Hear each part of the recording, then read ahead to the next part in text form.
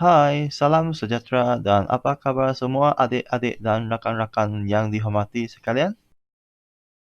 Dalam video hari ini, kita akan bincangkan pasal matematik tingkatan 4 bab 1.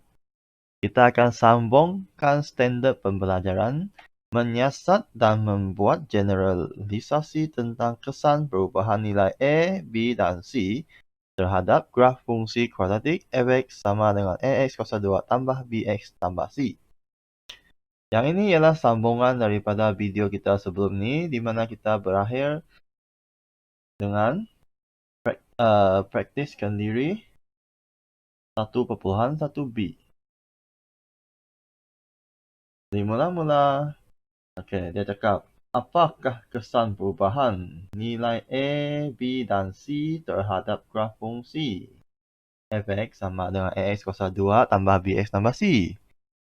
So, sekarang kita akan tengok apakah perubahan yang akan terjadi apabila nilai A berubah, apabila nilai B berubah dan apabila nilai C berubah. Mari kita pergi ke aplikasi GeoGebra. Di sini saya sudah hasilkan satu fungsi kuadratik f(x) sama dengan ax kuasa 2 tambah bx tambah c. Dengan keadaan sekarang, A ialah sifar, nilai B pun sifar, nilai C juga sifar. Dan kalau adik-adik dapat nampak, di sini, apabila A sama dengan sifar, B sama dengan sifar, dan C sama dengan sifar, maka f(x) itu akan sama dengan sifar. Jadi, graf yang akan terhasil dengan keadaan ini, dari keadaan ini ialah satu garis melintang yang terletak di atas faksi X, di mana Y ialah sifar. Jadi, ada sesiapa yang boleh beritahu saya kenapa apabila A, B, C semua sudah sifar, Y pun sifar, tapi masih ada garis yang terbentuk? Ini adalah kerana walaupun A, B dan C sama dengan sifar dan f(x) sama dengan sifar ataupun y sama dengan sifar, tidak semestinya x ialah sifar. X boleh jadi apa-apa nilai yang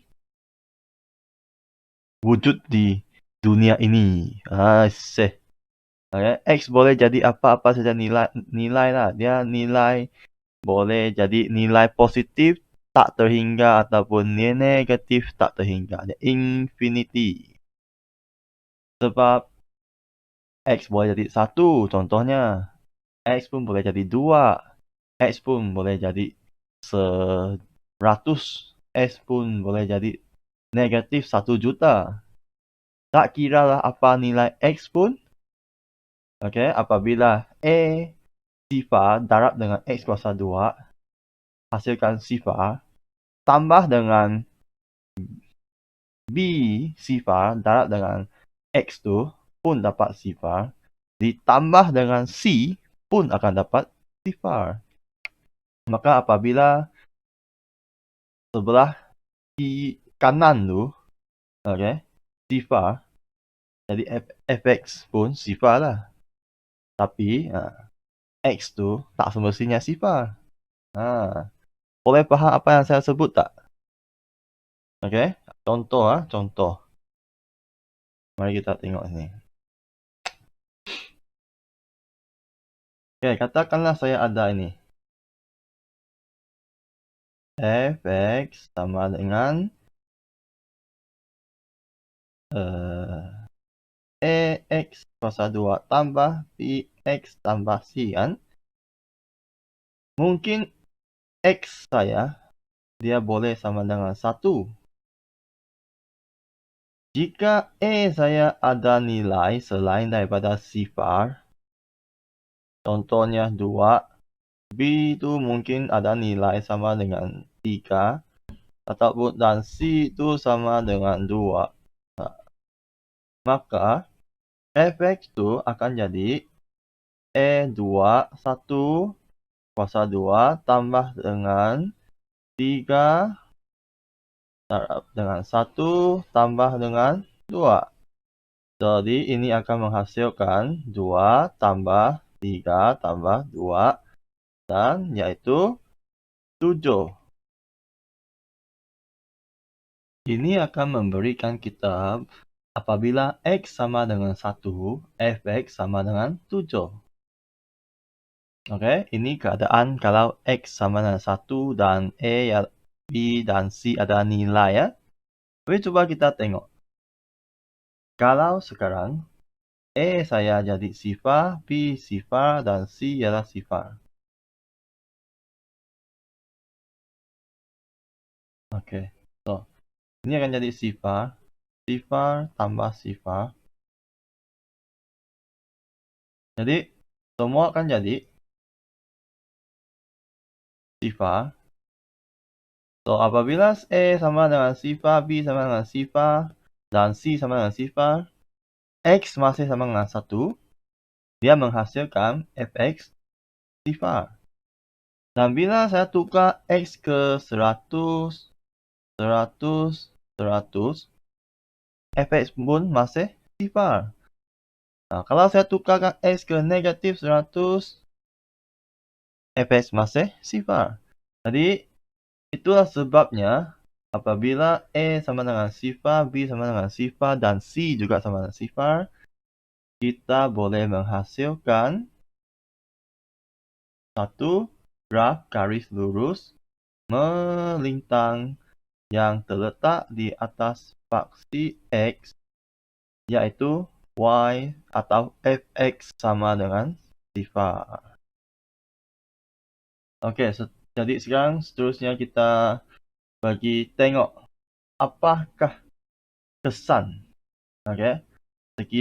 terhadap graf jika sekarang nilai E ini bukan lagi sifar. Oke ya, kamu tengok slider saya sini, anak panah, arrow, mouse pointer saya sini, tangan saya sini ya. Oke, bila saya tarikkan E itu, titik itu ke sebelah kanan, kiri. Oke.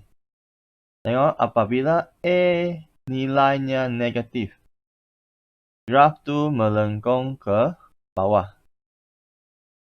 Semakin besar nilai E saya, semakin sempitlah bentuk graf.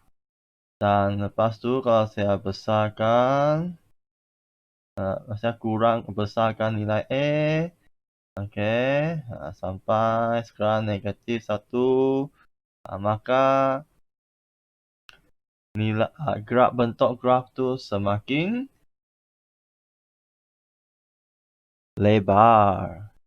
Oke, dan sekarang kalau saya gerakkan itu A itu ke bahagian positif. Mari kita tengok. Oke. Negatif 0.2, negatif. Oke. Negatif 0.1. Tengok makin lebar graf tu. Sehingga dia menjadi sifar. Apabila A menjadi sifar, maka dia bukan lagi satu kuadratik sebab X kuasa 2 tu sudah jadi sifar. Okay, dia akan hasilkan graf garis lurus sahaja. Sekarang, kita pergi. So ini kalau sekarang nilai E-nya positif. Okay, jadi graf itu dia akan bengkok ke atas, melengkung ke atas. So, sekarang saya besarkan lagi. Besarkan lagi. Kamu tengok perubahan graf tu. Oke, tengok perubahan bentuk graf tu. So, semakin besar nilai E, semakin nipis kah? Semakin sempitlah graf yang melengkung ke atas tu. Oke. Jadi di sini, okey, kembali ke sifar. Susah betul nak baliknya ke sifar. Ada lagi. Okey, kembalikan A ke sifar. Seterusnya kita tengok ni ya. Jadi, selepas kamu tengok sini, tengok sana tu, dapat tak kamu berikan kesimpulannya? Apakah kesan perubahan nilai A terhadap graf fungsi kuadratik? Nilai A akan menentukan bentuk graf. Dan semakin kecil nilai A, semakin lebar lengkok graf fungsi kuadratik dan sebaliknya. Okay, so itu sudah terbukti dengan GeoGebra tadi ya. Seterusnya kita tengok pula ini. Mengenal pasti kesan perubahan nilai B. Nilai B terhadap fx sama dengan x kuasa 2 tambah bx tambah c. Mari kita pergi GeoGebra semula. Okay, so nilai B. Sekarang kalau saya letak A sama dengan sifar, saya gerakkan B tu memang okey, jadi macam ni lah. Sebab A nya masih sifar. Okey, sekarang kita pergi tukarkan A tu. Katakanlah kita tukar ke, okey, beri sedikit nilai untuk A. So sekarang kalau saya gerakkan B ke kanan, okey, B nilai positif. Okey, kamu tengok apa yang akan berlaku dengan graf tu. Apa yang akan berlaku dengan graf tu? Bila saya gerakkan B ke negatif. Okey, dapat tak perhatikan, tengok dari negatif 5, saya gerakkan. Ini kamu boleh cuba di rumah juga. Aplikasi software GeoGebra ni dia percuma punya. Cuma kamu perlu pandai gunalah. Okey. Okey, dari negatif 5 saya gerakkan sampai ke 5. Jadi graf itu sudah ada perubahan lokasinya. Okey, saya tengok lagi ya. Okey, so di sini bermaksud nilai B itu menentukan kedudukan faksi simetri. Nilai B menentukan kedudukan faksi simetri. Dan secara generalisasinya, bagi graf fungsi kuadratik, jika A lebih dari sifar dan B lebih daripada sifar, maka faksi simetri berada di sebelah kiri faksi Y. Jika B kurang daripada sifar, maka faksi simetri berada di sebelah kanan faksi Y. Jika B sama dengan sifar, maka faksi simetri ialah faksi Y. So, mungkin ada orang yang sudah terlupa apa itu faksi simetri kan? Masih ingat tak apa itu faksi simetri untuk satu graf fungsi ini? Faksi simetri adalah titik maksimum dan titik minimum. Jadi untuk yang ini, okey, mari kita tengok sekarang di sini. Kalau di sini, okey, ini ialah titik minimum. Dan koordinatnya lebih kurang 2,5 dan negatif 6,25 lah kot. Okey. Jadi, titik minimum, kalau kita melukiskan satu garis menegak dari tengah-tengah ini mengikut kursor saya. Oke. Nah, garisan ini akan menjadi satu faksi simetri kepada graf fungsi ini. Oke. Jadi apabila sekejap lah. Apabila nilai B itu digerak-gerakkan. Oke, sekarang B ialah kurang daripada sifar. Nah, maka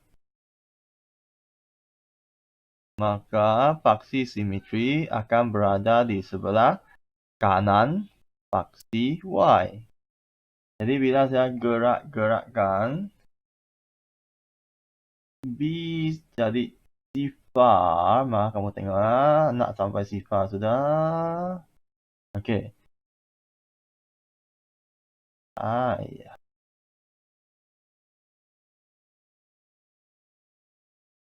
Sekejap.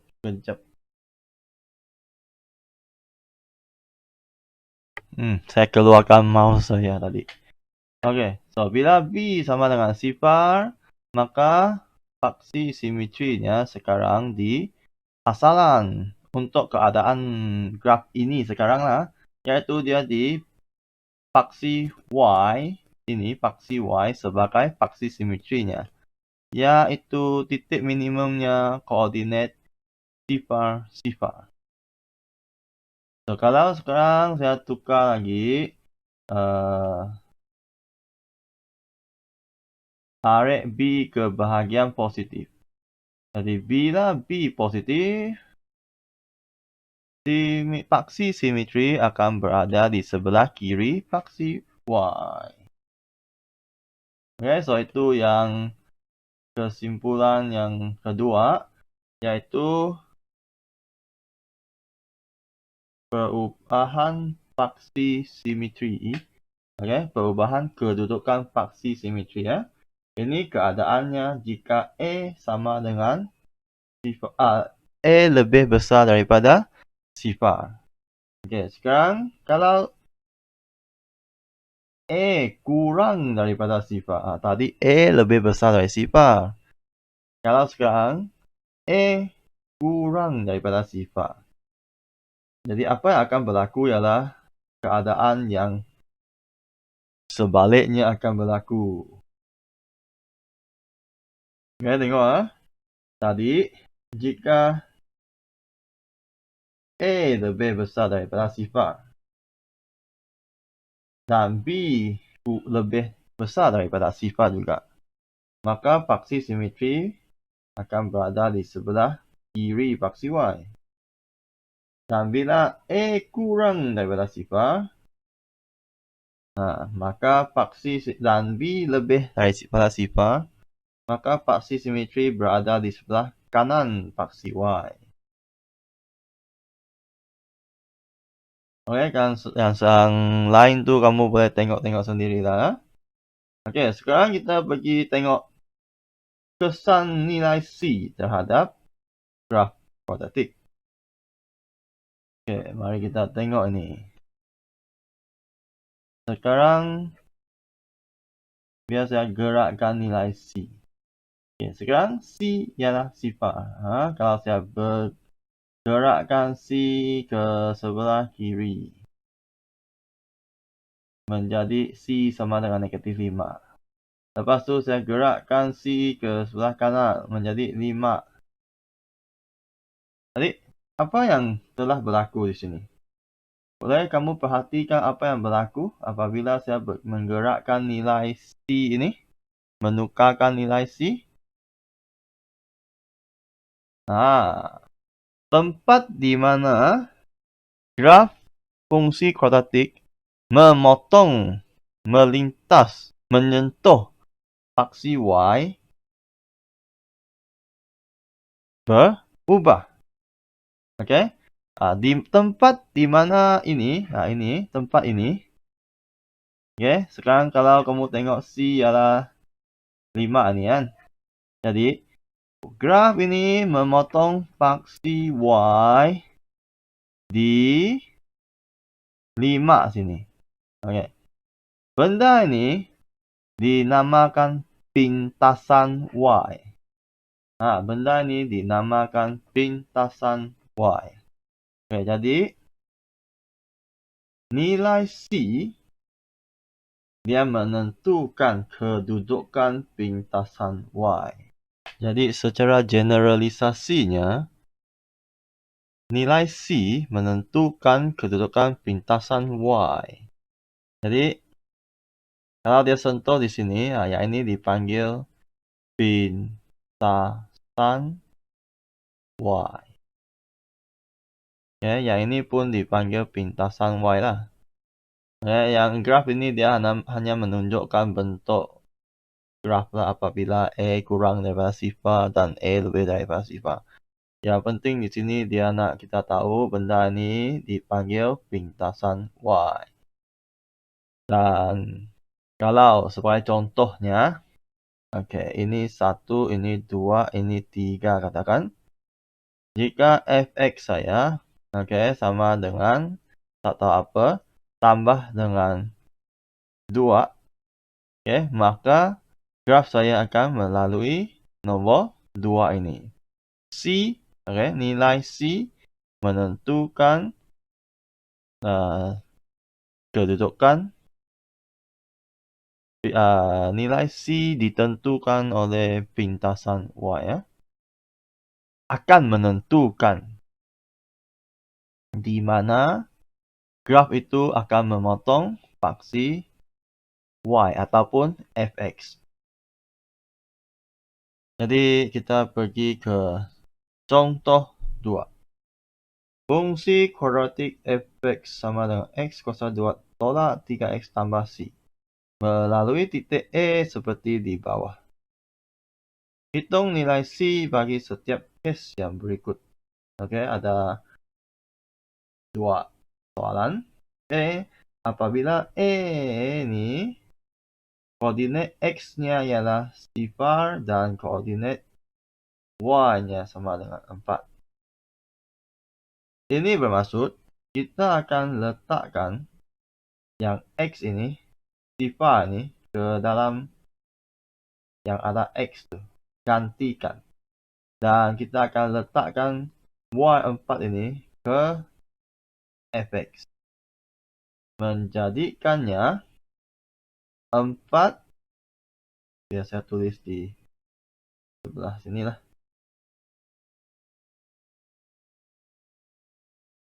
Menjadikannya 4 sama dengan sifar kuasa 2 tolak 3 darab dengan sifar tambah C. Jadi ini akan menghasilkan ini sifar. Maka C ialah 4. Mari kita tengok contoh B pula ya. Jadi basically ini ialah nilai X. Ini ialah fx. Ataupun Y lah.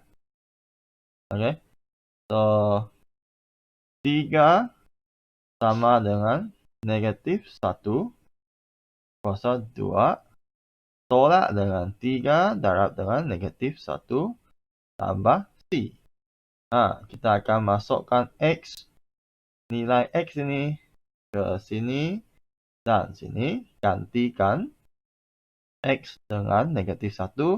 Lepas tu kita akan masukkan Y ini ke sini. Tukarkan fx kepada 3. Lepas tu kita kira 3 sama dengan 1. Negatif 1 kuasa 2 akan sama dengan 1. Lepas tu negatif 3 darab dengan negatif 1 akan jadi positif 3 tambah C. So kita selesaikannya 3 tolak 4 sama dengan C, maka C sama dengan negatif 1.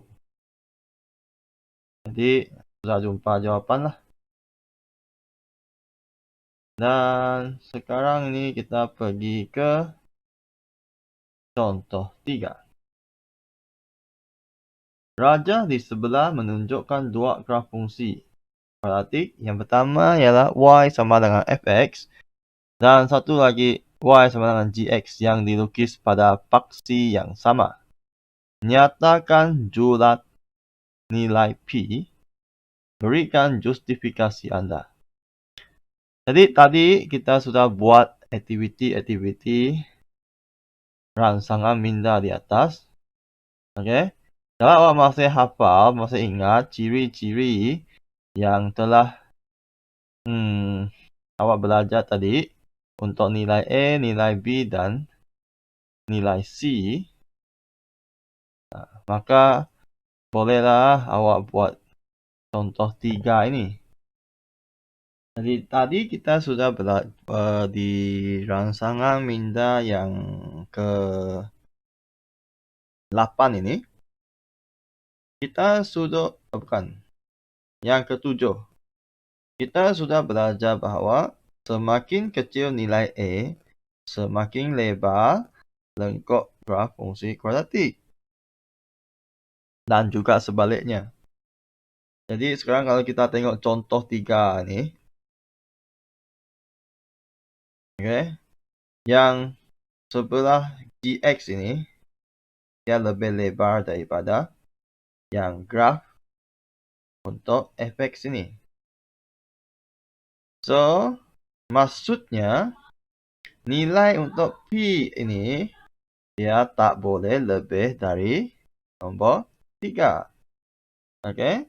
Sebab dia lebih lebar berbanding dengan graf fungsi fx ini. Kalau nilai P ini dia kurang daripada nilai Kalau nilai P ini lebih daripada 3, maka graf GX sepatutnya berada di dalam di dalam graf fungsi fx. Dia sepatutnya akan jadi lebih kurang macam inilah. Kalau nilai P itu lebih besar daripada 3, akan menghasilkan graf di dalam fungsi fx. Dan sekarang memandangkan graf gx itu di luar, dia lebih lebar daripada graf fungsi fx, maka kita boleh simpulkan bahawa nilai P itu dia mesti kurang daripada 3. Dan selepas tu, memandangkan graf ini melengkung ke atas, maka nilai P juga tidak boleh kurang daripada 0. Sebab kalau nilai P ini negatif, kita akan menghasilkan satu graf yang melengkung ke bawah. Oleh itu, dengan ini kita dapat simpulkan bahawa nilai P di antara 0 dengan 3. Okey, so sudah sampai praktis kendiri. Dengan itu, tamatlah video kita untuk sesi ini. Dan dalam video yang seterusnya, barulah kita akan bincang praktis kendiri 1.1c. Dan terima kasih sebab menonton video saya. Diharapkan anda dapat belajar sesuatu dari video panjang yang setengah jamnya ini. Okey. Dan salam sejahtera dan see you again. Bye bye.